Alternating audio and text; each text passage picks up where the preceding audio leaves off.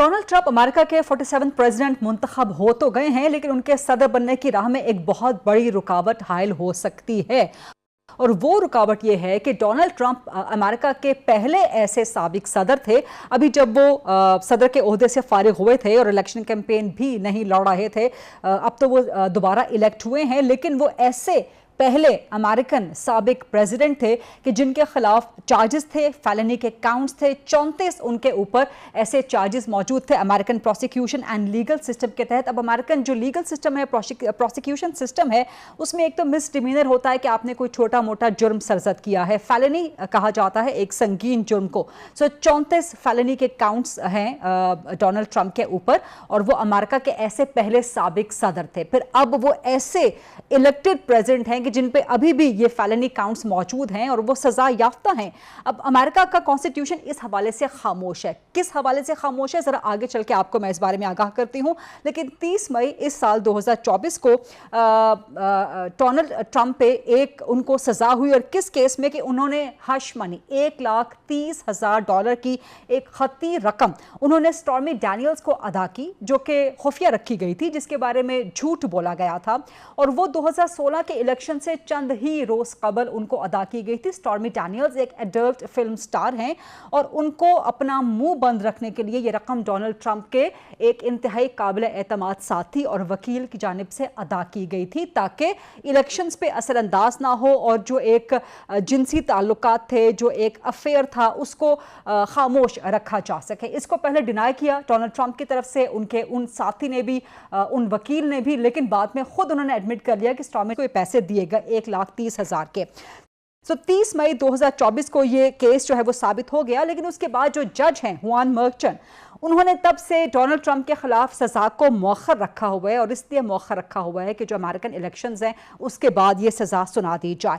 तो क्या अब जबकि इलेक्शंस हो चुके हैं, डोनाल्ड ट्रंप को सजा सुनाई जा सकती है? अगर सजा सुना दी जाती है तो फिर वो जेल जाएंगे, और अभी डोनाल्ड ट्रंप के हलफ उठाने में एक लंबा अरसा बाकी है। इस वक्त नवंबर है और 20 जनवरी को उन्होंने अपने ओहदे का हलफ उठाना है। इस दौरान अगर डोनाल्ड ट्रंप को सजा सुना दी जाती है तो क्या वो जेल जाएंगे? और उनके पास एक कानूनी ऑप्शन ये भी मौजूद है कि वो अपील कर सकते हैं। अमरीकी कॉन्स्टिट्यूशन में ऐसी कोई कदगन नहीं है, अमेरिकन कॉन्स्टिट्यूशन में, कि जो किसी भी सजा याफ्ता को इलेक्शन लड़ने से रोकता हो या कोई भी पब्लिक ऑफिस उसको होल्ड करने से रोकता हो।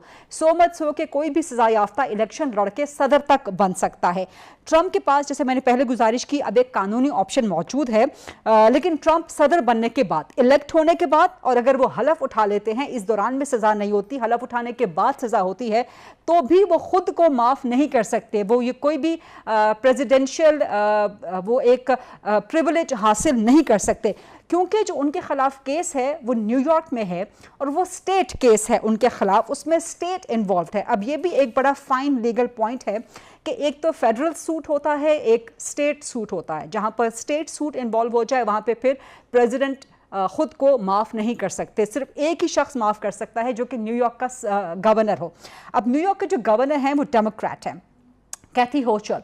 सो जाहिर है वो डेमोक्रेट हैं, ट्रंप के सियासी हरीफ हैं, सो वो तो इनको माफ़ नहीं कर सकते जो न्यूयॉर्क के गवर्नर हैं। तो फिर क्या हो सकता है? ऐसे में ये मज़ीद एक लीगल बैटल चल सकती है, मुस्तकिल चल सकती है, अगर ट्रंप को अब से लेके हलफ उठाने की तारीख के दौरान भी सजा सुना दी जाती है, या हलफ उठाने के बाद, सदर बाकायदा बन जाने के बाद भी अगर उनको सजा सुना दी जाती है। ये कानूनी जंग सुप्रीम कोर्ट तक भी जा सकती है, अमेरिकन सुप्रीम कोर्ट तक, जहां 9 में से 3 जजेस ट्रंप के अपने अपॉइंटीज हैं। और अगर इन सब चीज़ों के बावजूद ट्रंप कोई कानूनी ऑप्शन हासिल नहीं कर सकते और जेल से छुटकारा नहीं वो पा सकते, तो फिर उनके खिलाफ एक तीसरी इम्पीचमेंट भी हो सकती है, थर्ड इम्पीचमेंट का उनको सामना करना पड़ सकता है, या 25th अमेंडमेंट 25वीं आईनी तरमीम के तहत उनको साइडलाइन किया जा सकता है। ये ऑप्शन मौजूद रहेगा। तो ट्रंप के सर पे हमेशा तलवार लटकती रहेगी आज से लेके। इलेक्ट तो वो हो गए हैं, लेकिन क्या वो वाकई सदर बन सकेंगे,